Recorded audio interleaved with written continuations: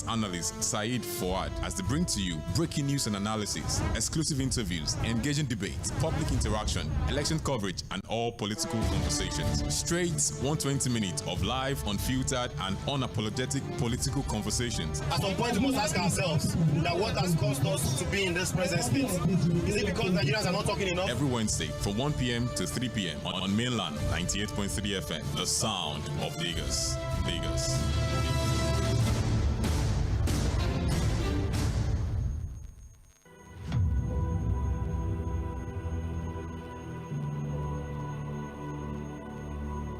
Between October 2024 and January 2025, more than 265 lives have been lost to fuel tanker explosions in Nigeria. Guess what? Twice of that number have perished in the last 2 years. In more than half a decade, tragedy had feasted on many human bodies in many Nigerian states in their countless attempts to scoop fuel from overturned tankers. Ask yourself, is it worth the risk? The answer is a resounding no. Scooping fuel from an overturned petrol tanker is not just risky, it is downright suicidal. Petrol, diesel, kerosene, and gas are highly flammable once spark and disaster strikes. Ignorance or hardship cannot justify putting your own life on the line to stay alive. Whenever you see an overturned tanker of people attempting to scoop fuel, flee immediately or alert the relevant authorities to secure the area and prevent a potential explosion. It is better to stay alive for your loved ones who depend on you than any way being otherwise. Remember, fuel scooping is deadly.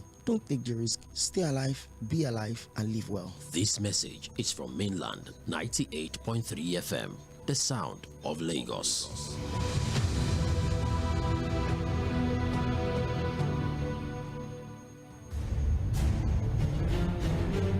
Stay ahead of the political discourse with Midweek Politics, your go-to program for in-depth discussions and critical insight into Nigerians' government. We are hustle. There is no anything to eat. Hello, ni bag of rice is in. Hello, la bag of rice tele. Bag of rice 20,000. Join Okoyemi Akinyode and his co-host Victor Achibong and our in-house analyst Saeed Fuad as they bring to you breaking news and analysis, exclusive interviews, engaging debates, public interaction, election coverage, and all political conversations. Straight 120 minutes of live, unfiltered, and unapologetic 1 p.m. to 3 p.m. on mainland 98.3 FM, the sound of Lagos.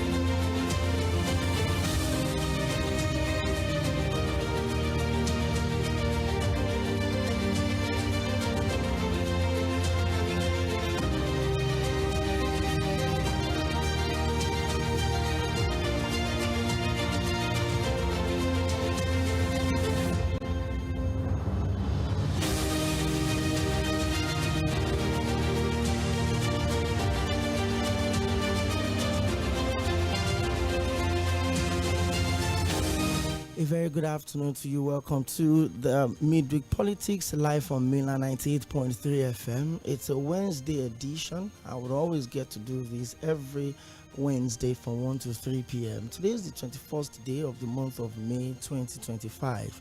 As we gradually count down to the second year anniversary of the administration of President Bola Ahmed Tinubu, and as the democratically elected president of the Federal Republic of Nigeria after the February 2023 general election, where he defeated the PDP Labour Party, and then the end of straight up with announcement of subsidy is gone, the floating of the naira, and there's been a whole lot of issues also, issues of policies, wrong policies, policies of assault, communication, management of information. There's just been a whole lot.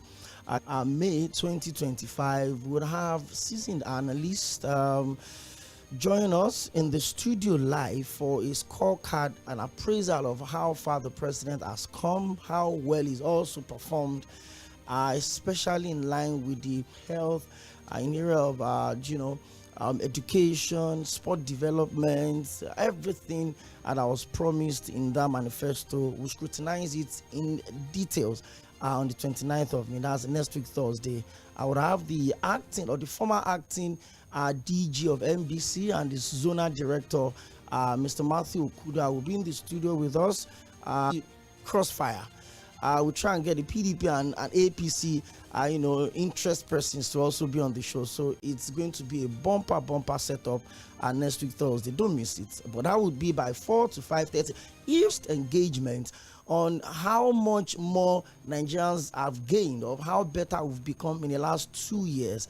I mean, did you miss good Lord Jonathan? That's crazy, right? Oh, a lot of people are even saying Buhari is better. But on the other side, some people tell you that, issues left and right. So we'll have an opportunity to sit down in the studio. Of course, you will be joining us because we're going to stream the show live to assess the politics. Is Wednesday Side Forward is here live in the studio, and we're going hardcore politics today. We'll talk about a lot of things. In the last 1 month, the bulk of the political conversation around social media has had a lot to do with the 2027 election. Also, even 3 senators representing Kebbi State that all come to the All Progressive Congress, including the former governor Adamu Alero of the state.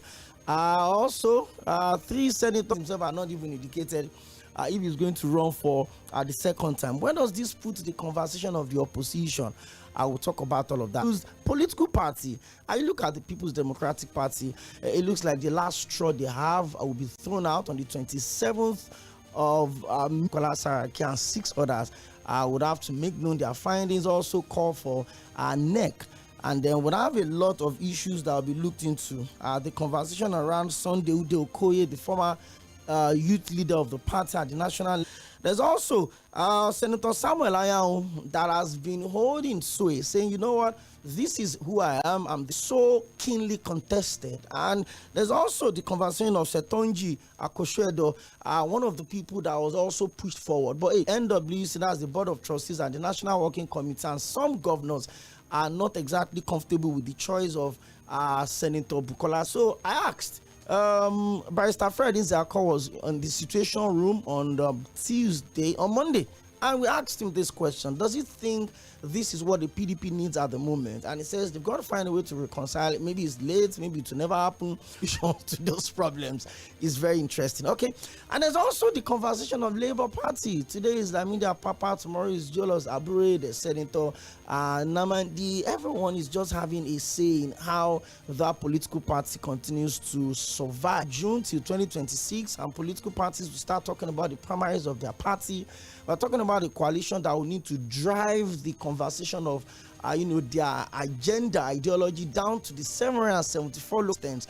Does he have the time and the luxury, especially when you are running against a president that a lot of people assume to be maybe the most prepared of all of the presidents we've had in this Fourth Republic? 1999, Obasanjo was a product of the military with his own health challenges, and Obasanjo wanting to return power to the north. There's good Lord Jonathan that did 2 years, completed another 4 years, wanted to seek re-election. There was also the immediate past president, his platform of the CPC, and at the end of the day, because I remember when he was the presidential candidate of the AMPP, Pastor Tunde Bakare was his running mate. So he's contested one of ABGA and the disgruntled governors that left the PDP to form the new PDP. So it was about anybody but Jonathan in 2015. 2019 was re-election. 2023, Tinubu came up on board, despite the fact that he called him. He told him that, I said, come, we'll make you president. So it looks like President Bola Ahmed Tinubu is, in open context, the most prepared of all of them. But look at the economy realities of what you have. This and that, petrol was 180. Under the tail end of Jonathan's administration, the Nigerian economy was PDP senators, 3 of them. have endorsed the second term ambition of President Bola Ahmed Tinubu. So this is the twist. Osun is an APT, second term, but a lot of interest. The former governor of the state, also a serving minister, his name had also popped up at different times in that conversation.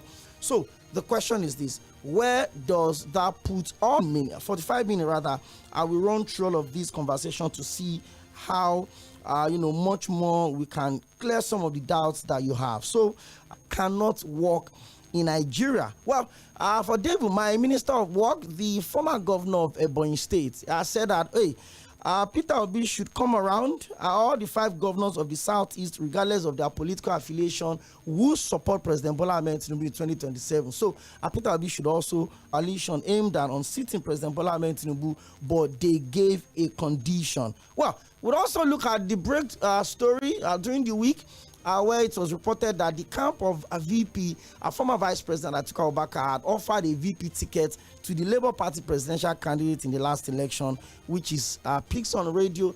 Last week, Wednesday, you were not here. So you set me up against the world. Good to have you back on the show, side forward. Thank you, Okwemi. Look at the issue of governance. Well, a lot on the menu, a lot on the table to look at. When we started talking about 2027, I think it was about 6 or 7 months ago that we 2025 in 2024 actually, and I'm sure people now understand why it's just very important that politicians forget about whatever they say. The reality is, after one election, the plan is for the next one. It's how to win the next one. The permutation starts immediately, and we're already seeing that. Again, how time flies. It's 2 years of President Boss, just like yesterday where he was sworn in. I won't forget the subsidies gone speech, the inauguration speech. It's just like it happened yesterday. It's 2 years. We're talking about 24 months of being in charge of the country. Not any surprise, I must say, because again, these are things that some of us had looked at. In politics, you also look at pattern. You look at pattern, you look at trend. You also do your own calculations, just like you're on a chessboard. So you look at the moves. This is what is going to eventually happen. Politicians are people who say one thing in the afternoon, but at night they are doing something completely different. So you have to have a discerning mind to not just listen to them, but also watch their moves. Sometimes their body language. Again, your ability. When we got the news today that all the 3 PDP senators, of course, more of that would happen. The 3 PDP senators of Miami have just endorsed. When we talk about a political party, sure, in the pecking order, you'll be looking at senators too. Sure. If you say, okay, this is a political party, who are the leaders of the party? I'm sure by the time you list 1, 2, 3, maybe somewhere, you remove governor. by the time you get to 4, you begin to look at the senators that the party is able to produce for those ones that have senators. And so in the PDP, for example, National Working Committee members, you have to look at the senators because of their level of influence, control, again, for resources. And resources that is available to them. And the fact that, look, in each state we have 3 per party. So in Osun State now, the 3 senators have said, look, the presidential candidate will be supporting in 2027 is President Bola Ahmed Tinubu. So I don't know whether this simply just buttresses what I've been saying about the PDP.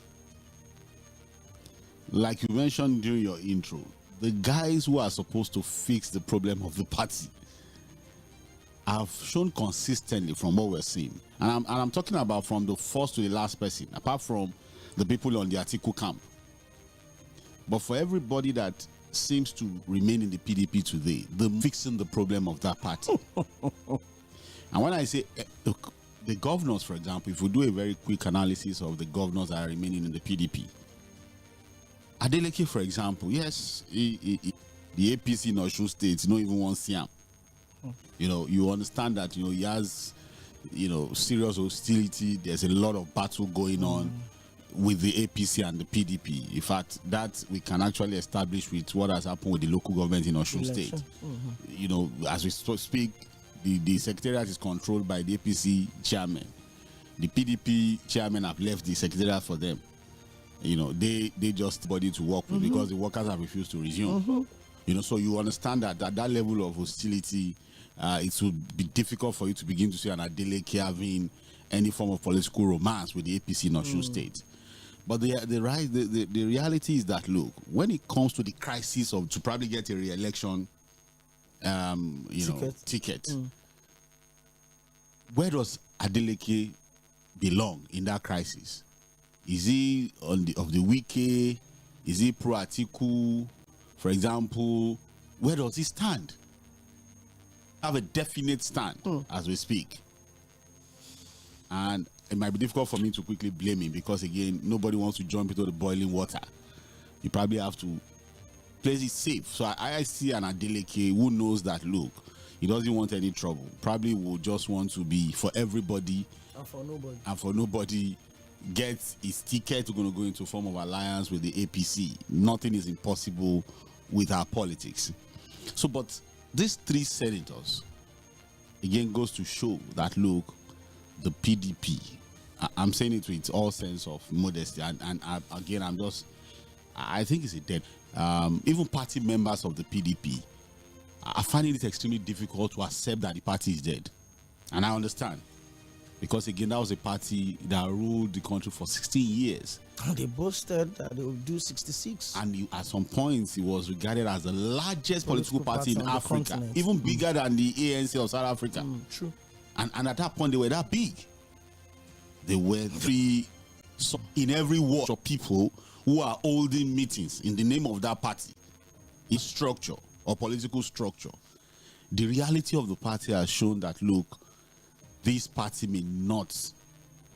So they are talking about is already indicating that they may be carrying their bags any moment from now to align with other political interests in a different political party. Sure. That it's just there. That it's just a matter of time, really. Yeah. If you look at the other side, the PDP, the Wike people, I think Wike basically is doing what you call kakake kuma jesese afishawadan.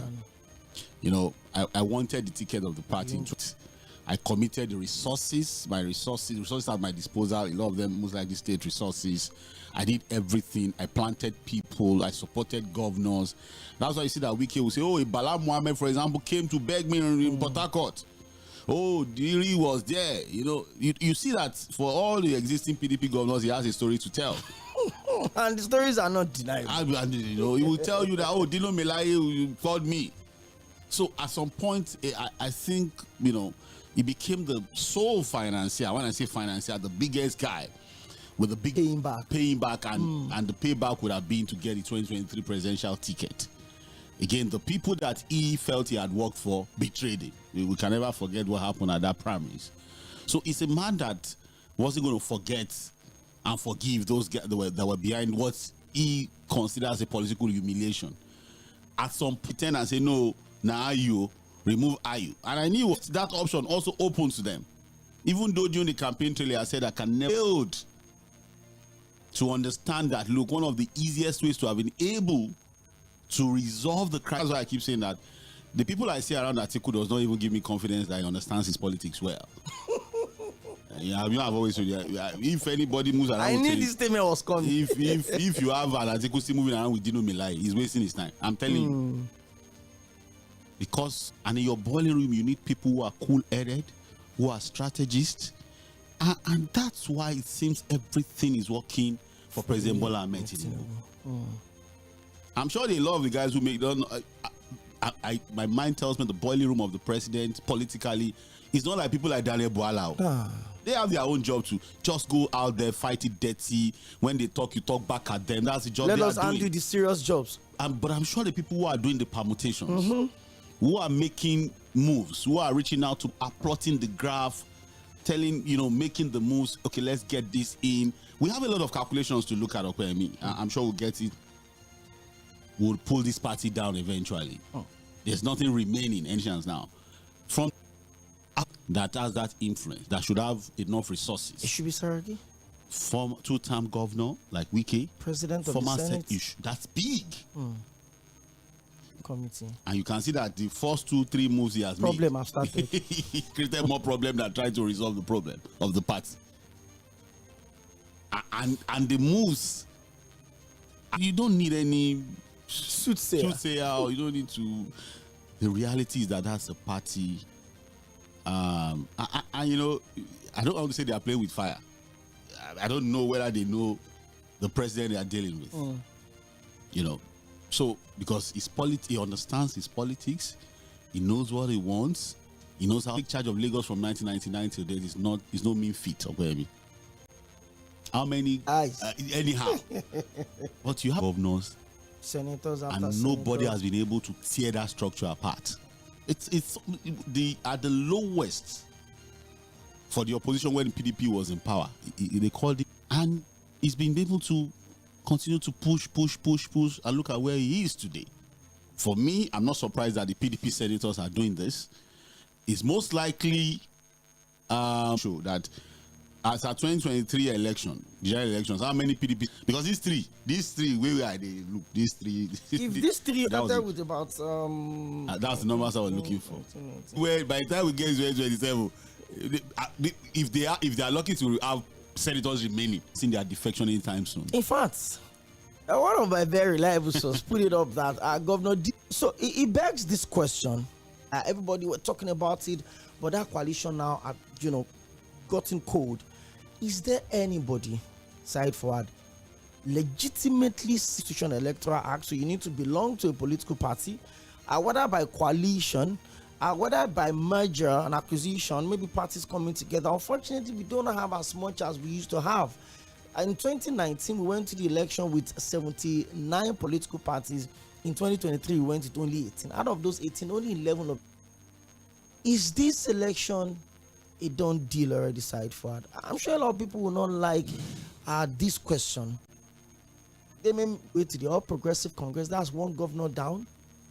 Governor of Akwa Ibom had not hidden his desire to, as a Senate president, you want your states to be in your political President Bola Ahmed Tinubu. Now, you mentioned something about people not like. We're just basically looking at the facts, and here we're discussing real politics. Now, there are people that have said, "Oh, every re-election of a president, we need to know that that's not the situation with us here." Because again, those that are supposed to meet it, and again, you can't blame. We've done 5, and we've done Imo. We have to thank. So that's number 2 is that look, and for people who want to tell themselves the truth, the results we had in 2023, no matter what you also Buhari now, go check the off-cycle elections that were conducted under him to his own election. No, you know, there was a time a journalist asked him, "Would you congratulate the winner if you lose to be done?" And in 2023, no matter what you think about the glitches with INEC, IREV or no IREV, and you compare it to 2023, 2023 cannot be the worst of all the elections. I don't think so. Okay, I mean, why in those side forward, sorry to Charlie Upton after he spent almost 3 years in office, then only a governorship candidate had been declared winner in Abuja. Yes, through this era from 1999, the first election, the second one in 2003, 2000, big numbers, big figures, very bogus figures. The numbers didn't come this time. So that was why if you look at the entire tally in 2023, look at the votes tally, the closeness and everything, you understand the event. That was why, for example, Peter Obi could have won Lagos. Some of PDP, a sitting governor at that time. You know, so you had those kinds of results because there was some level of commitment to ensuring the right thing was done. We need to ask ourselves, are we going to get the same commitment in 2027? We're just, well, the INEC person, that's still the law. The president still has to appoint. But you know, there's always all these talks about that influences election. I keep telling people, if you know how election works, maybe the breaking point, you want to be sure that you're home and allowed Jega. Because maybe there was a breaking point that they thought that if it was the other kind of people, could have worked. They would have something that they would have done. The Rubebe conversation. I won't go to. But look, what will be their role during the elections? What would also be the role of resident electoral commissioners, You know, the people, is it going to be the same old thing? The collation and transmission of results. What model are we at? So if you look at all of those things, that's why I keep asking myself, can we guarantee a commitment to it? And I'm not asking the question to get that and all the things. That's also one issue that we are not necessarily a referendum, is to ask ourselves, to free, fair, credible election, be credible. We understand the orientation, the thinking pattern of the. They'll tell you we know how to get the votes out. Or I mean, no, how it affected the politicians in moving people out. Sure. That we are not going to have. Things that we don't know what you're saying. Go do a critical voter suppression. Is anything going to change by 2027?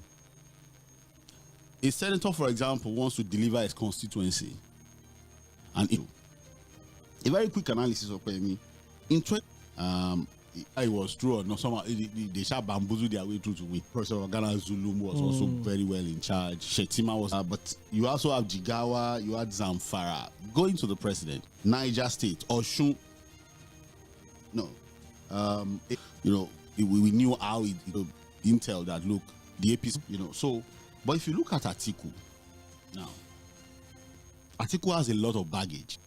The first baggage is the sentiment of the South completing 8 years. And you can see that they are 8 years, so we have a shot at our own 8 years. 8 years, so that there's no, but he's going to come out to incoming at the wrong time. So I don't know how he's able to surmount that challenge. You came in 2023 to extend the tenure of the North, and that's one big issue. The second issue for him is that, look, President Bola Ahmed Tinubu is now in charge as president, and he will now be on the ballot. There's no petrol scarcity. The only thing that probably before he came into the government. But I know that with the level of poverty we have in the country, we will still see a lot of the all fronts. We will see it widespread, because nobody's going to commit to say you cannot buy. It's about winning. It is somewhere.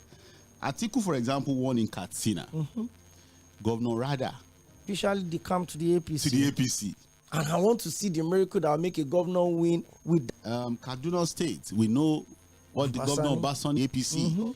The only problem is El-Rufai.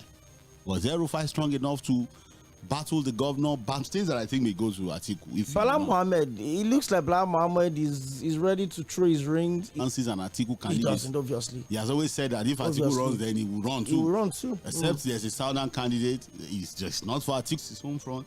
Taraba State looks shaky.